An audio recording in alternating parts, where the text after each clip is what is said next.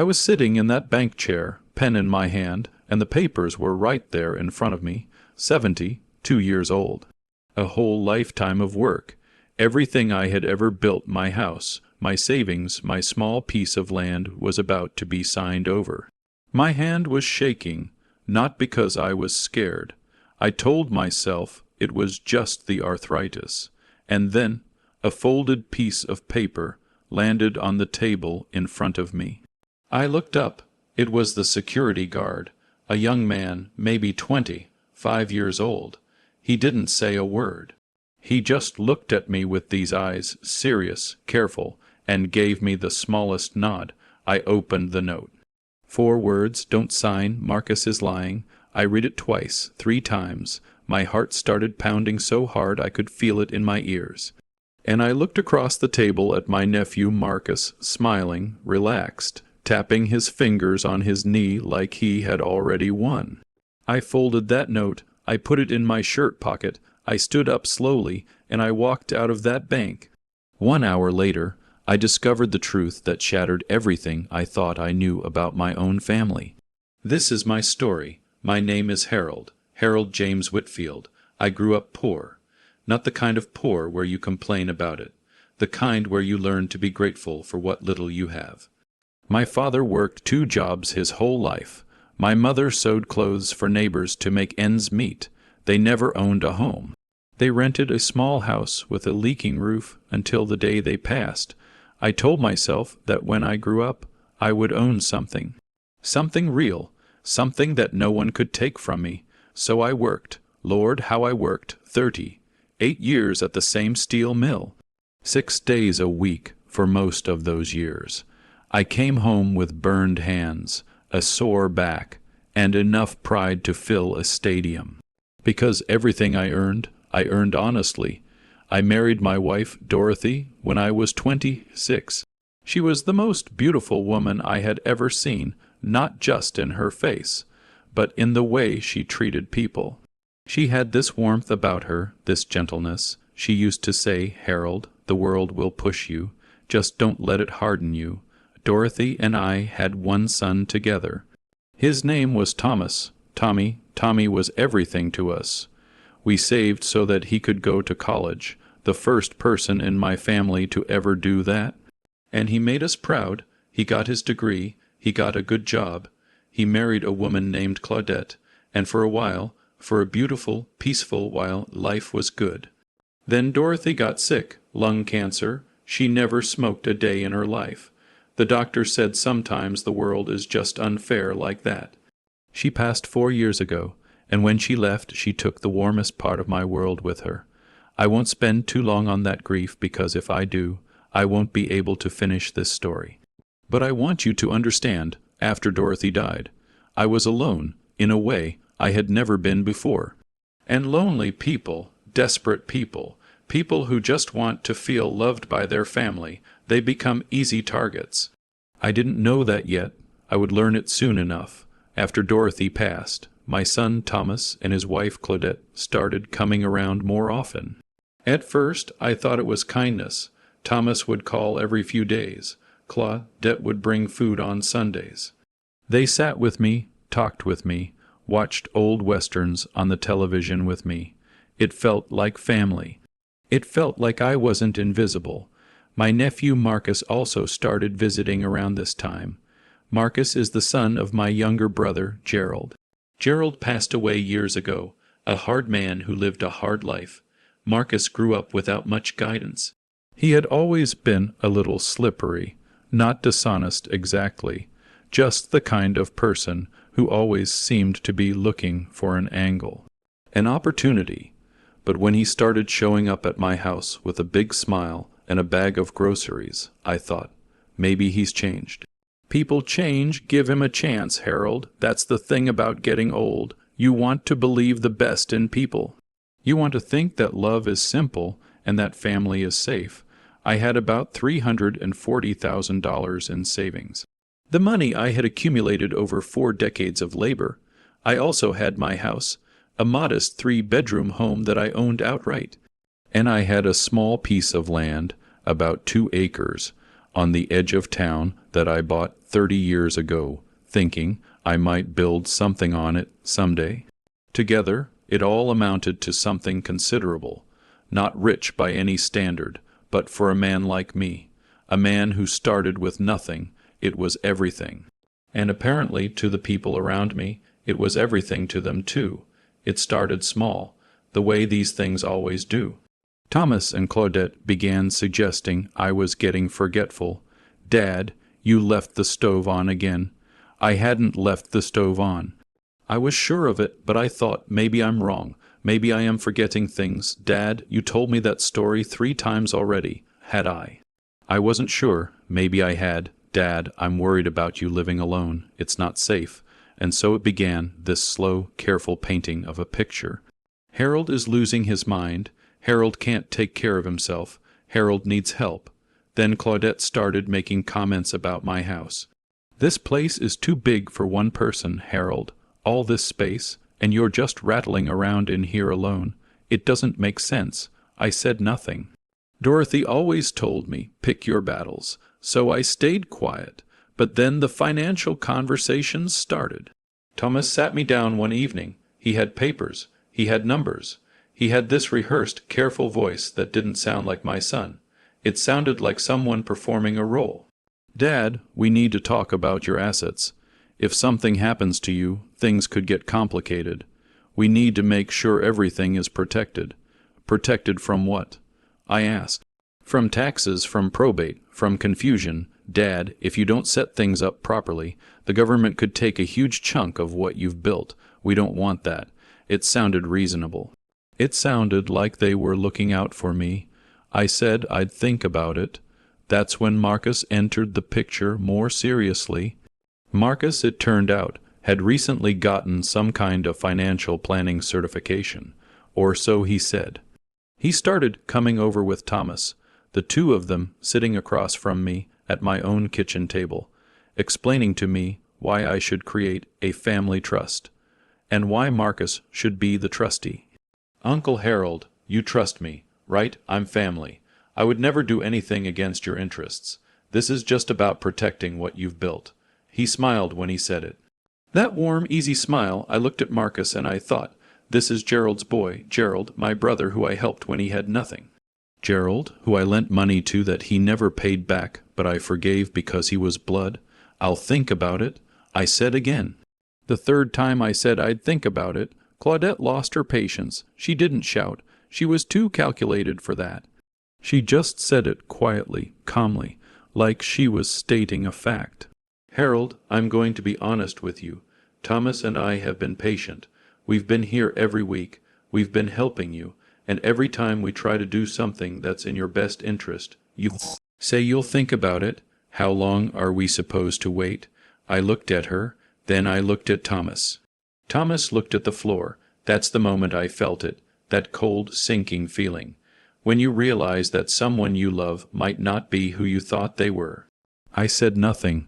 I just nodded slowly. I understand, I said, and I went to bed that night feeling more alone than I had since the day we buried Dorothy. Over the next 2 weeks, the visits became more frequent, and the warmth, whatever warmth had been there, was replaced by something that felt more like management. Thomas stopped watching westerns with me. Instead, he brought documents, legal papers. He had consulted a lawyer, he said. A friend of Marcus's. Everything was already set up, he explained. All I needed to do was sign. Sign what exactly? I asked. A power of attorney giving Marcus control of your finances and assets. Temporary, Dad, just until we get the trust formalized, and the house. It would be transferred into the trust, which Marcus manages, but it's still yours, Dad. Nothing changes. You still live there. I looked at those papers for a long time. Something was wrong. I couldn't name it exactly. I'm not a lawyer. I'm not a financial expert. I'm just a man who spent his whole life working in a steel mill. But something about the whole arrangement felt wrong, like when you bite into something and the taste is off, just slightly, just enough to make you hesitate. I want to have someone else look at these papers before I sign. I said. Claudette sighed. It was a short, sharp sigh, the kind that says you are being difficult, and I am running out of patience. "Dad," Thomas said, and he was using that gentle voice now, the one that felt like talking to a child. "We've already had a lawyer review everything. It's fine. You don't trust us." There it was. The trap. If I said no, I don't trust you, I was the problem. I was the difficult old man who didn't appreciate his family. If I said yes, I trust you, I was expected to sign immediately. Give me a few more days, I said. Marcus was quiet for most of that meeting, but as he left, he said something that stayed with me. "Uncle Harold, I know this is hard, losing Aunt Dorothy, being alone, getting older. It changes a person, makes them scared, makes them suspicious of people who love them." He said it gently, almost kindly, but it was a needle carefully placed. I smiled at him and said nothing, but that night I didn't sleep. 2 days later, Marcus called me. He said there was a deadline, something about the trust needing to be filed before the end of the month, or there would be significant tax penalties. He said the lawyer had already scheduled everything. We just needed to go to the bank to sign the transfer documents and the power of attorney. "Just you and me, Uncle Harold," he said, nice and simple. I got dressed that morning slowly. I put on the blue shirt Dorothy had bought me for our 40th anniversary. I don't know why, something made me want to wear it. Marcus picked me up. He was cheerful, chatty in the car, talking about nothing, the weather, a football game, making small talk the way a person does when they're nervous and trying to hide it. At the bank, we sat at a private desk in the corner. A bank representative brought out a folder of papers, thick, dense, many pages. She began explaining them, but quickly, like she just wanted to get through the process. Marcus was sitting beside me, leaning slightly forward, watching me with that smile. The pen was placed in my hand. I looked at the papers. $340,000, my house, my land, everything. Just your signature on each marked page, Mr. Whitfield, the representative said. I looked at the first page, and that's when I saw him, out of the corner of my eye, the security guard. Tall, broad shoulders, young man in a dark uniform. He had been standing near the entrance, but now he had walked quietly across the bank floor and was standing a few feet away, pretending to look at something on the wall. He caught my eye. He glanced down at the table. There was a folded piece of paper. I don't know exactly when he placed it there. I hadn't seen him approach, but it was there, sitting between the pen and the folder of documents. I picked it up. I opened it, handwritten, neat, careful letters. "Don't sign. Marcus is lying to you. I know this man. Please don't sign anything today." I read it, then read it again. My hands were completely still. The arthritis wasn't even bothering me in that moment. I was too focused. I folded the paper and put it in my shirt pocket, right over my heart. I looked at Marcus. He was still smiling. He hadn't noticed. "Everything okay, Uncle Harold?" "Actually," I said, and I was surprised by how calm my voice was. "I'm not feeling well. I think I need some air." "Oh, okay. We can take a quick break." "No," I said. I stood up slowly. "I think I need to go home, Uncle Harold. The deadline." "The papers will still be here tomorrow, Marcus." And I walked out of that bank, slowly, calmly, each step deliberate. I did not look back. Marcus called after me. The bank representative said something I didn't catch. I walked through those glass doors, out into the sun, and I stood there on the sidewalk and I breathed. My hands were shaking now, but not from arthritis. The twist, what I discovered 1 hour later. I called a taxi. I went home. For about 20 minutes, I just sat at my kitchen table with a cup of tea that went cold without me drinking it. I kept taking out that note and reading it. I know this man. The security guard knew Marcus, and whatever he knew was serious enough that he risked his job to warn an old stranger in a bank. I made a decision. I called my neighbor, Robert. Robert is 80 years old, but his mind is sharp as a razor blade, and his son Daniel is a retired detective. "Robert," I said, "can you ask Daniel to come over? I need help with something. Daniel came within the hour. I showed him the note. I told him everything, the months of visits, the documents, the pressure, the setup with Marcus as trustee. Daniel listened without interrupting. When I finished, he was quiet for a moment. Then he said, "Mr. Harold, I want you to do something for me. I want you to call the bank and ask to speak with whoever manages the documents you almost signed today. Tell them you want a copy of exactly what was in that folder. Can I do that? You are the one being asked to sign. You have every right." I called the bank. The manager was hesitant at first, but Daniel spoke to her quietly, professionally, and within 40 minutes, we had the documents scanned and sent to Daniel's email. Daniel read them at my kitchen table. He read slowly. He made notes on a yellow pad. He went back and forth between pages. Finally, he looked up at me. "Mr. Harold," he said, "this is not a family trust designed to protect your assets. What is it?" "This is a full and irrevocable transfer of power of attorney to your nephew Marcus Whitfield, combined with what appears to be a property deed transfer not into a trust, but directly into Marcus's name, and this third document." He paused. "This is a beneficiary designation change on your life insurance policy." The room was very quiet. "If you had signed these papers today," Daniel said carefully, "you would have given Marcus complete legal control of your finances, your house, and your land, and in the event of your death, he would be the sole beneficiary of your life insurance, not your son Thomas, not any other family member, Marcus alone." I sat there. The cup of cold tea was still in front of me. "Thomas," I said, "was Thomas in on it?" Daniel looked at me with those steady, careful detective's eyes. "That's what we need to find out. Deeper truth, the phone call I wasn't supposed to hear that evening. Thomas came to my house. He was agitated. Marcus had clearly called him and told him I had walked out of the bank. "Dad, what happened? Marcus said you left. The deadline is—" "Thomas," I said, "sit down." Something in my voice stopped him. He sat. I didn't say anything about the documents yet. I didn't mention Daniel or the note. I just asked him quietly and directly, "Thomas, if I sign everything over to Marcus, what do you get out of it?" A long pause. "What, Dad, this isn't about. What do you get out of it, Thomas?" He looked at the floor, and in that moment, in that single moment of silence, I had my answer. "He didn't say nothing, Dad. This is about protecting you." "He didn't say I don't get anything, Dad. Why would you ask that?" He looked at the floor. "Dad, Marcus said he would take care of the family. He said once everything was transferred, he'd make sure Claudette and I—" He stopped himself. "Too late?" I closed my eyes. My son, my Tommy, the boy I worked 60 hours a week to send to college.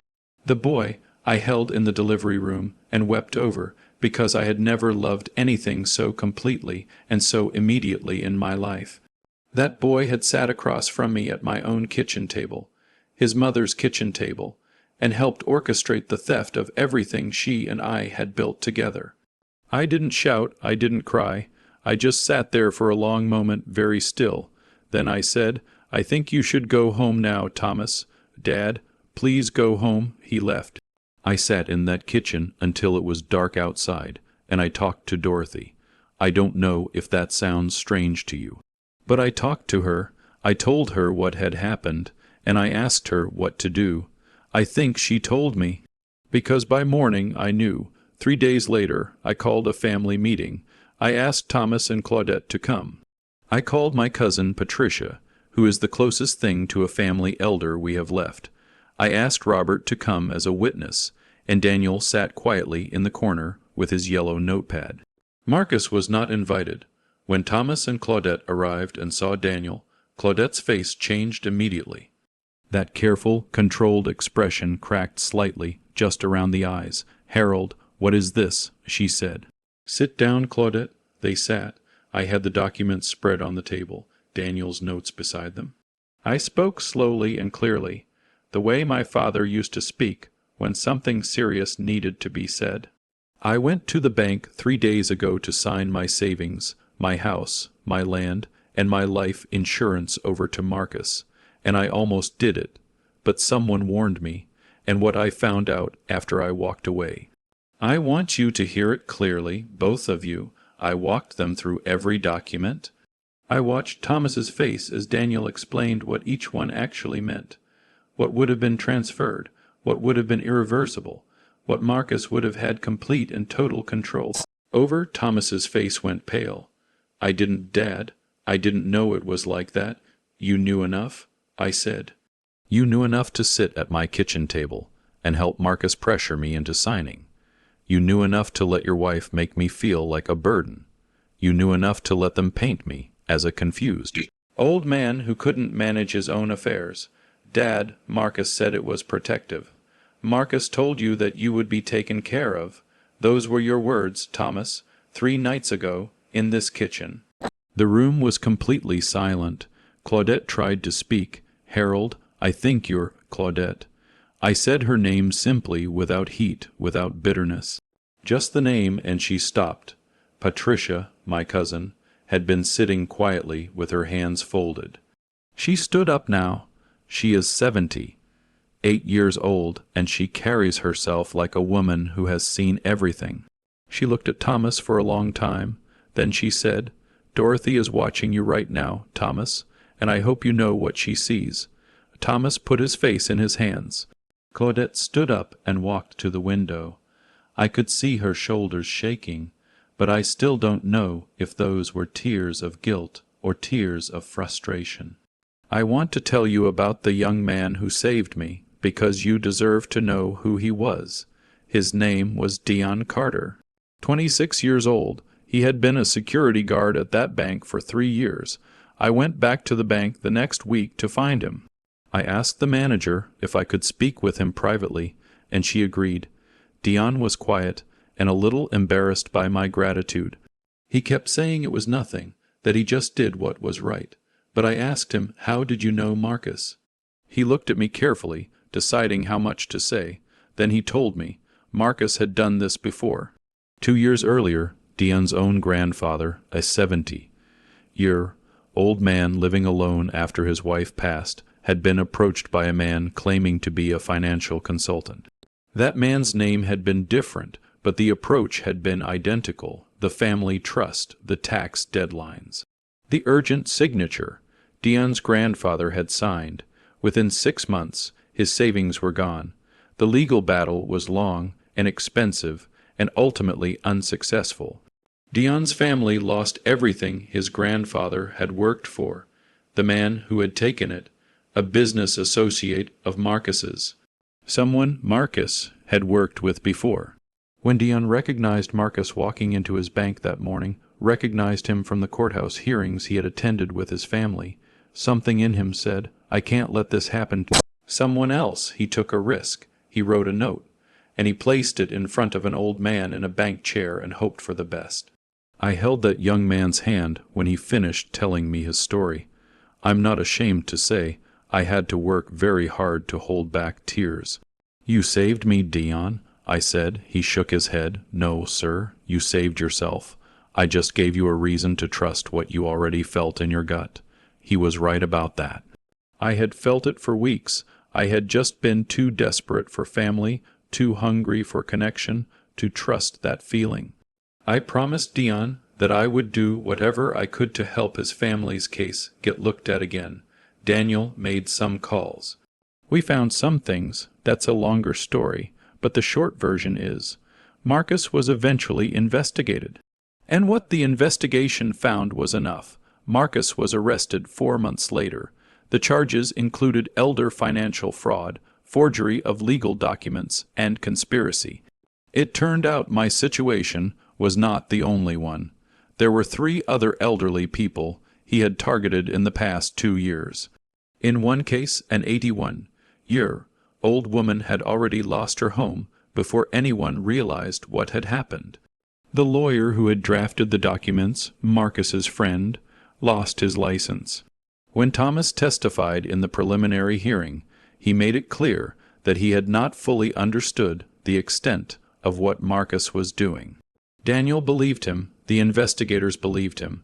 I believe him too, not completely, not without reservation, but I believe my son is not a criminal. He is something more complicated, and in some ways more heartbreaking, a weak man who let greed cloud his love for his father.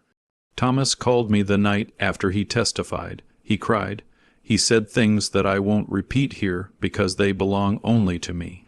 I listened. I didn't comfort him right away. I let him sit in it, the way he needed to. Then I said, Tommy, your mother would want me to forgive you, so I'm going to try, but this is going to take time, and things are going to be different. I know, Dad, he said. I know. Claudette and I have barely spoken since the family meeting. She has not apologized. I don't think she has it in her to apologize, and I've accepted that some people are simply not built that way. I haven't closed the door, but I haven't opened it either.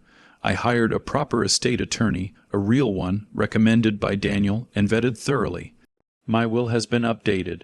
My affairs are in order. Everything is protected, legally and clearly, with multiple people aware of its contents. I still live in my house, the same 3-bedroom house where Thomas grew up, where Dorothy and I raised our son and built our life. I still have my land. I still have my savings. I still wear that blue shirt sometimes. Let me tell you what I've learned. Not as a lecture, just as an old man who almost lost everything and somehow didn't. The first thing I learned is this: loneliness is a weapon, and some people know how to use it. After Dorothy died, I was so hungry for family closeness that I let my guard down completely. I wanted so badly to believe that people were coming around because they loved me, and not because they wanted something from me. And that hunger, that loneliness, it made me easy to manipulate. If you are a parent watching this, if you are an elderly person watching this, please hear me. The love of your family should never feel like pressure. Real love is patient. It does not create deadlines. It does not rush you to sign papers. It does not make you feel foolish for asking questions. The second thing I learned is that silence is not the same as weakness.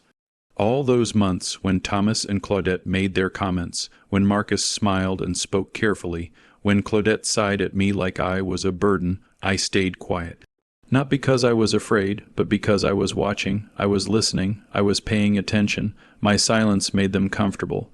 And comfortable people show you exactly who they are. The third thing I learned is that strangers can be family, and family can be strangers. Dion Carter owed me nothing. He didn't know my name. He didn't know my story. He just saw an old man who was about to be robbed, and he chose to do something about it at personal risk to himself. That is the purest form of human decency I have ever witnessed. Meanwhile, the people who shared my blood sat across from me and planned my ruin. Family is not always who carries your DNA. Sometimes family is who carries your dignity when you're too tired to carry it yourself. The fourth thing, and this is the one that kept me up at night for a long time, is that forgiveness is not for the person who wronged you. It's for you. I am working on forgiving Thomas. Some days I'm closer than others. I'm not going to stand here and tell you I've done it fully and completely, because I haven't. When I sit at that kitchen table, his mother's kitchen table, and I think about what he almost let happen, I feel a grief that I don't quite have words for.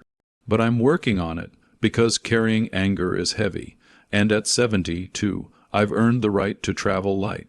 And the last thing, the thing I want you to really hear, your life's work belongs to you, not to your children, not to your relatives, not to anyone who appears in your life with a warm smile and a folder of papers.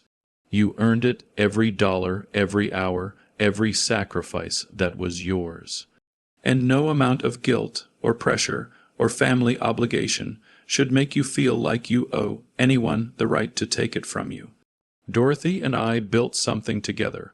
We built it quietly, patiently, over 40 years, and someone tried to take it in an afternoon. They didn't get it, and they won't. I want to end by saying something to the young man who wrote that note.